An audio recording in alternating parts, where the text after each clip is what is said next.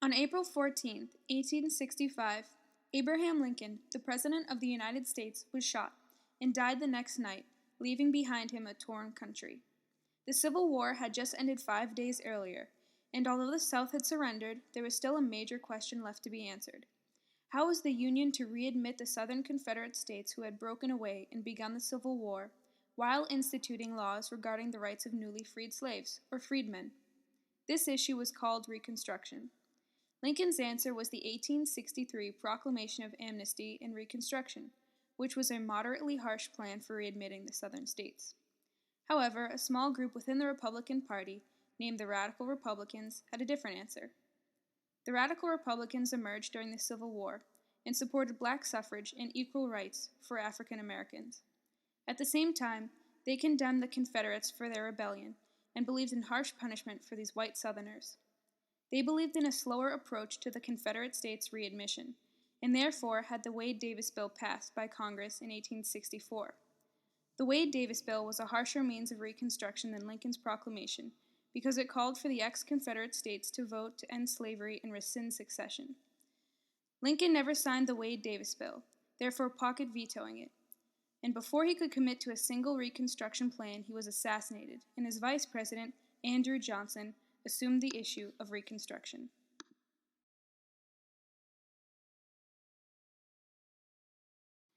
Andrew Johnson was a Southerner and a former slave owner, an interesting vice presidential choice for an anti-slavery presidential candidate. As Annette Gordon Reed puts it in her book, Andrew Johnson, Lincoln needed a running mate who could help him send a clear statement of his resolve to see the war through a successful end, even as he tried to lay out the groundwork for the reconciliation between the North and South. Who better to do this than a war Democrat from one of the rebel states? Above all else, Andrew Johnson wished to cripple the Southern aristocracy, giving more power to the poor Southern whites.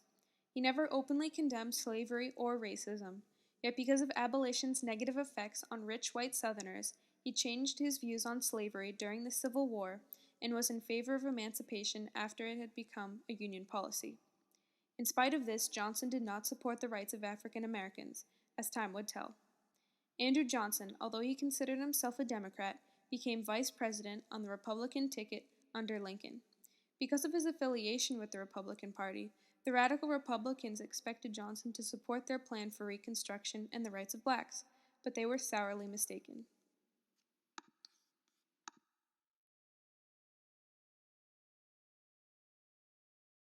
What followed were a series of legislative acts supported by the Radical Republicans, which aided in reintegrating the former Confederate states into the Union and in protecting the rights of African Americans.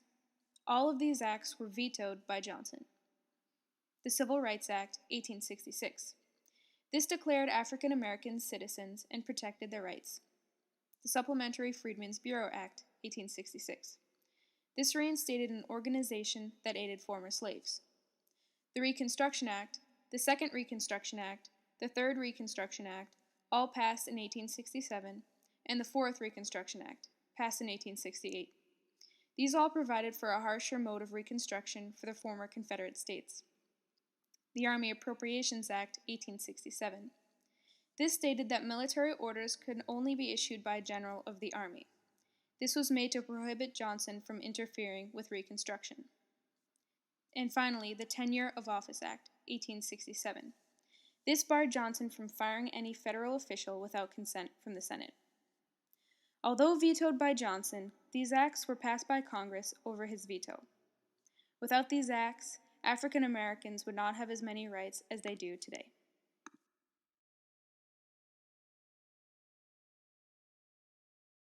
While the Radical Republicans in Congress searched for grounds to condemn and impeach Johnson, Johnson himself provided them with the perfect pretext.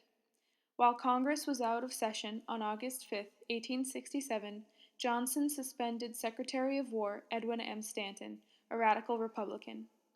This was a clear violation of the Tenure of Office Act, which prohibited the suspension of a federal officer without consent of the Senate. A presidential violation of a federal act was grounds enough for impeachment, and the House of Representatives voted 126 to 47 in favor of Johnson's impeachment. A two-thirds vote, or 36 votes, was needed for his removal from office. However, only 35 senators voted, keeping Johnson in office by one vote. This set the precedent of reluctance to remove the president from office in future impeachments, being the first case of presidential impeachment in U.S. history.